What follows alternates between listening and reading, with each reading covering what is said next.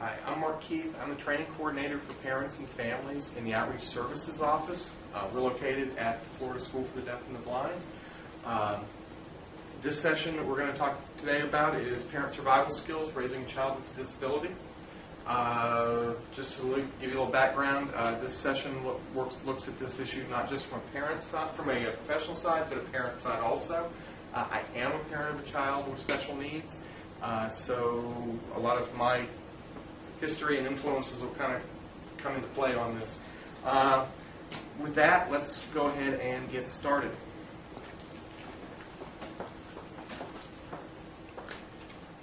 First, any family who has a child with special needs, they go through a degree of stages of grief and loss.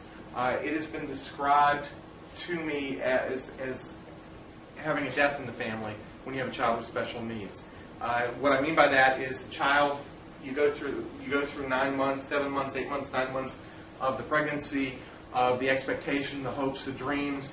And then the child is born, and those dreams and hopes often will die. Instead, you're given this other child who has special needs and has issues going on that change what your expectations are. For instance, in our case, I grew up playing football, high school and college. My dad, growing up, was my coach in Little League, never missed a game all the way through the time I was in college. And that was kind of the dad I dreamed about being. When my son was born, he's deaf, and he also had cerebral palsy. Needless to say, those dreams of being a football coach for him and being his supporter in athletics and things went away. So that's what I'm talking about when we talk about like a death. But what happens? We have those changed expectations. The hopes, a whole bunch of hopes change. The fears occur. There's the dreams that you had are different now. Everything changes. It's very hard for a lot of families because the stability for those families isn't there anymore. You're in a whole new ballpark, a whole new set of grounds that you just don't know where you're coming from. It's a problem. It creates a lot of stress inside these families. And these issues are always going to be there for these families. Now, what I will tell you, though, as the child becomes older and grows up, as the family becomes more accustomed to the issues, it does become better. It never goes away, but it does become better. So the first question I need to ask you as a parent is, where are you? Where are you in this particular issue? First off, you have that shock face, that, oh my God, what just happened? When the child is born, the shock of realizing that there's some disabilities going on, or when you get the news that there's disabilities going on, the shock of that change. So what is it? You're just trying to deal with that issue. Second is recognition. That point in time where you come to recognize that, yes, the child does have issues going on, and that you're going to have to deal with them at some point in some way. You don't know what you're going to do, but you come to the understanding that something's got to change, that you've got to do something to help your child. Then we get into the stage of denial, where there's denial. That point of kind of the bargaining with God. If you just make this go away, I'll do whatever. Or no, it's really not that bad, whatever the situation may be. But you're at that point where you're kind of denying that those issues exist. Every family goes through this. Then you get into that acknowledgement stage where you go, okay, we're not going to be able to bargain our way out of it. This is the way the world is. This is the way things are for my child. And you get to that point where you say, okay, now I need to kind of start figuring out what I need to do to help my child. That's the acknowledgement phase, where the light bulb goes on and stays on for you. And then finally, the action phase. And this is where you actually take that knowledge and you begin to do the things you need to do to help that child. Chances are, if you're attending a workshop like this, you're in one of these bottom two stages. You've reached acknowledgement or you've reached action. Okay, that's wonderful. But one of the things that you run into is a lot of families, a lot of parents get stuck. They get stuck somewhere along the process and they can't move on past that. If you know a family that's stuck in one of these first three stages, help them.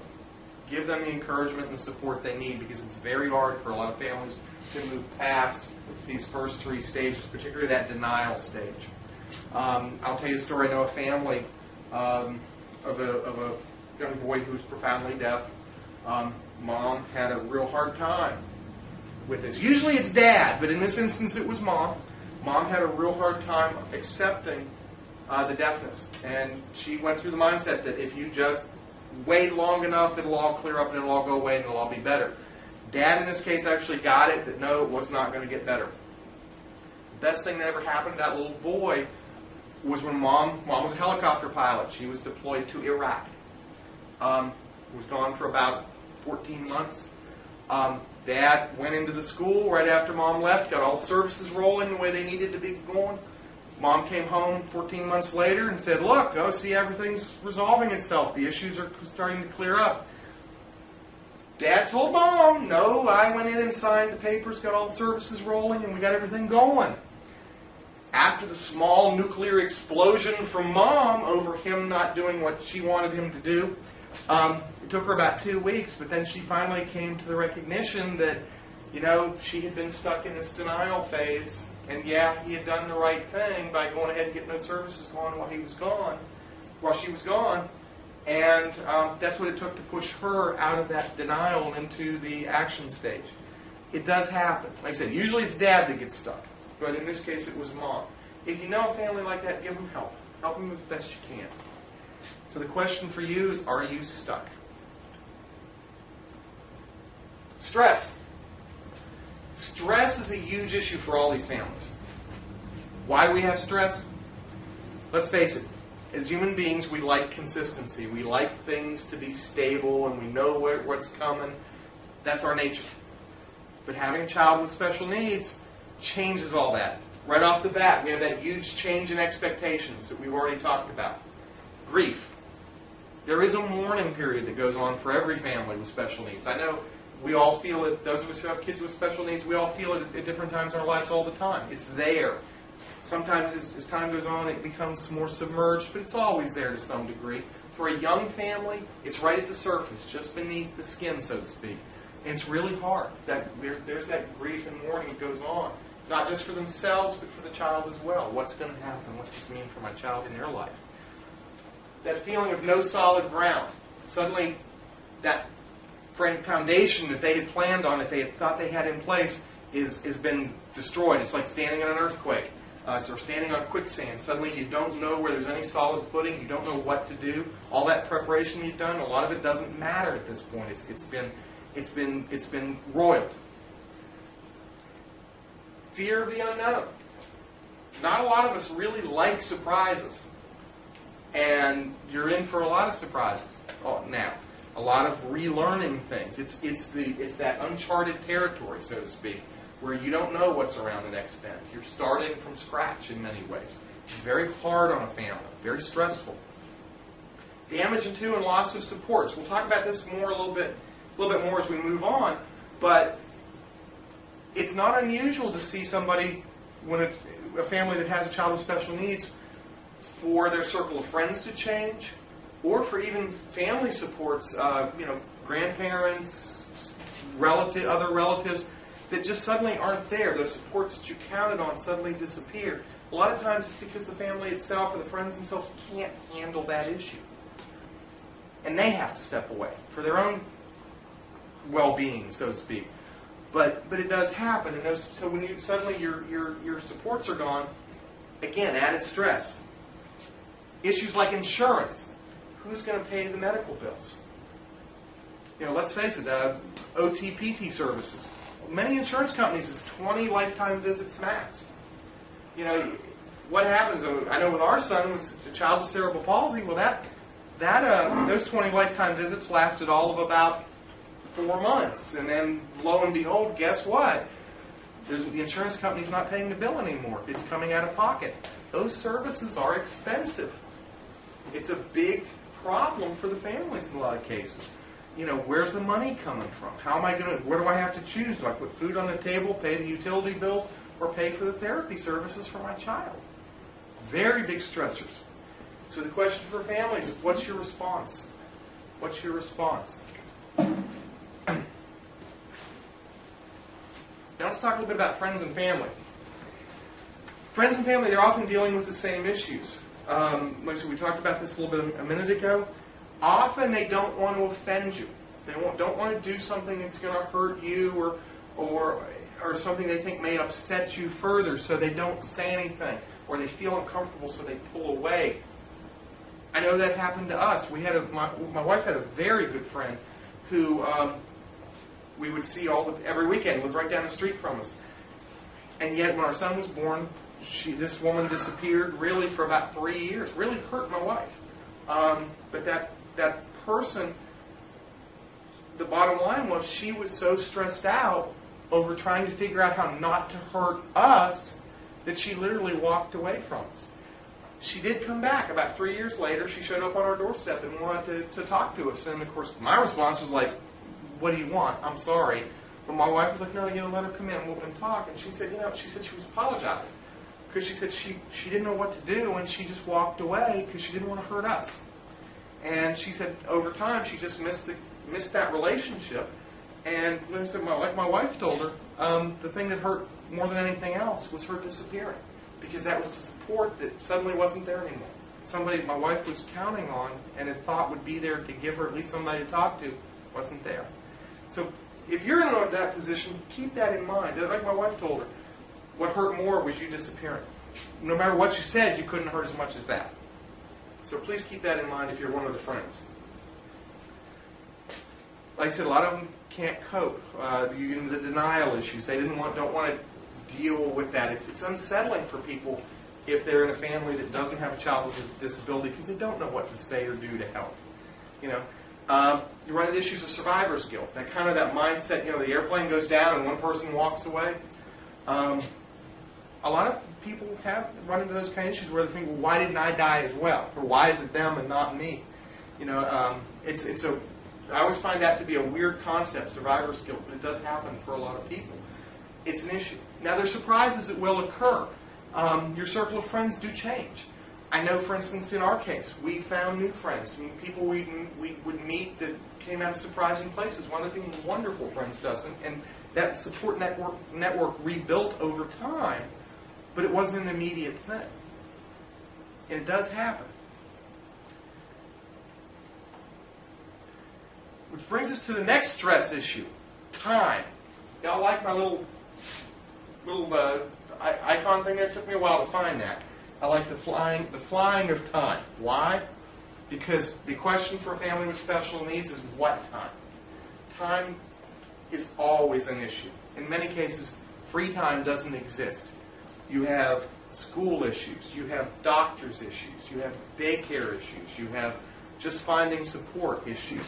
The bottom line is when you have a child with special needs, not only are you doing your normal doctor visit for the child, but then there's probably at least one or more specialists involved. So you might be looking at 3 or 4 doctors that you're seeing on a monthly basis or on a regular basis. You're looking at OTs and PTs, speech therapists, all those people that you're dealing with and seeing on a regular basis. That takes time. You're still trying to go to work and do that because, let's face it, a lot of companies and businesses are not going to let you take time off whenever you need and whenever you want. So it becomes an issue of how do you make that play in. Just finding time to do the things that you need to do to run the house, your household. There's very little time. And this is a huge stressor. There's no time to step back and take a breath for a lot of these families. And if there's other children, finding time for those kids too. So what do? First, my little icon here, this is for the first line here. Finding time, you got to break the clock. You got to find ways to not be driven by a time agenda. Realize you have to make choices. What are the priorities? What things have to get done? I'm a horrible list maker. We went overseas a few years ago. We were going to spend 5 days in London. My wife and I was thrilled to death. It's someplace I've always had wanted to go. And we were getting ready to leave, and I showed my wife the list of all the things that we were going to go do, or that I wanted to go do. She's looking at the multiple pages and going, "So how many months are we planning on staying?" The issue was I wasn't good at prioritizing. that's something that's really hard for a lot of families, a lot of parents, is finding a way to prioritize things so that the things that have to get done today get done, and the other stuff that it doesn't have to get done, sit it aside. Deal with what needs to get done. That will help reduce some of the stress. It takes away, I've got a list of 47 things, I can get to 3. Okay, let's worry about those 3. Sit the rest aside, you'll get to them as you can get to them. Another big issue is don't forget yourself. Don't forget yourself. You've got to take time for yourself to decompress.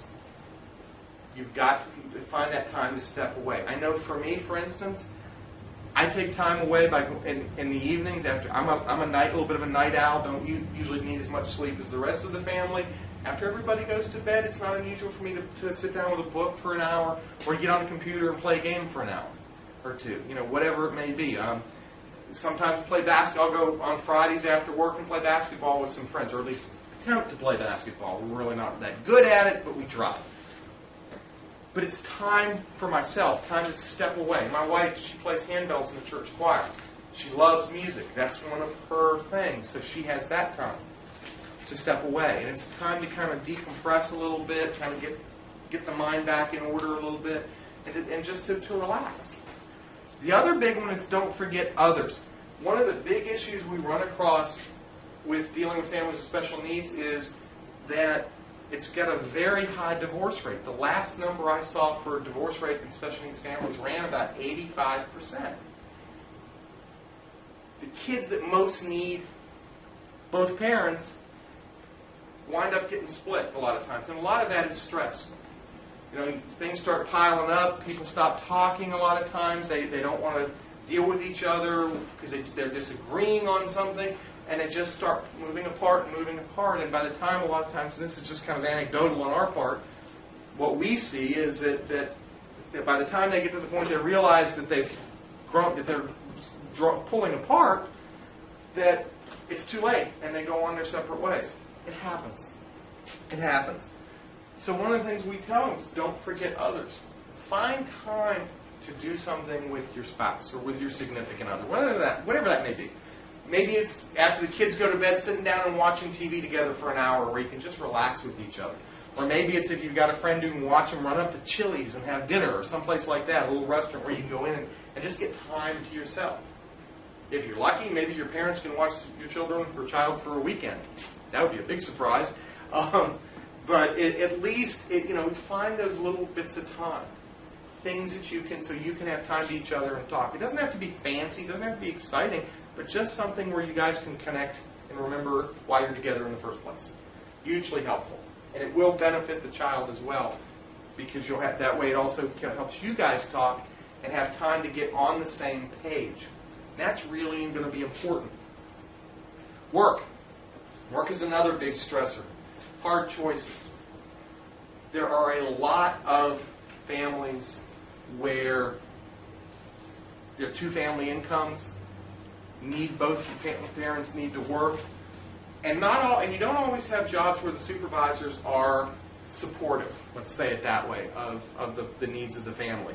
I met a dad. There was a dad session about a year ago with a dad who came up to me and said that he really wanted to be more supportive, but his boss's response to needing time off was, "That's your wife's problem." Okay, it happens. It's not right, but it happens. So sometimes you've got to make really hard choices. Maybe that means it's time, especially in this environment, economic environment right now. Maybe it's one of those things where you start saying, I need to start keeping my eyes open for another job or something that'll give me more flexibility, something that'll be a little bit more accommodating. I know a family, both parents are nurses, and the mom works the weekend shift in the evenings, dad works the day shift during the week, so that one parent can be at home. They used to enjoy going to work together, but they decided it was in their best interest for the family to take different shifts. Being flexible and making those hard choices to benefit the whole family works. Balancing work for